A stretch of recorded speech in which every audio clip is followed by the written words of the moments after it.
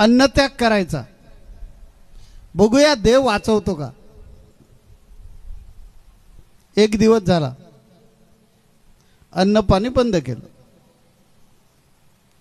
दुसरा दिवस झाला, भूक लागली, तरी कोणी आलं नाही, कोणी म्हणाल नाही का रे बाबा इथे का झोपलास, इथे का बसलास, जेवलास की नाही, काहीच विचारलं नाही.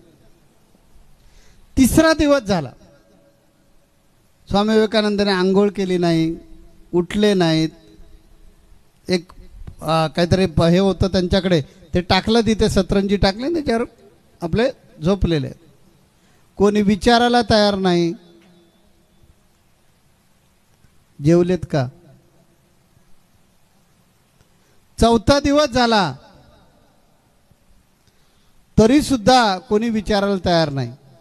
ह्या गोष्टीतून शिकण्यासारखं आहे. कारण आपण काय म्हणतो, देव आहे दाखवा,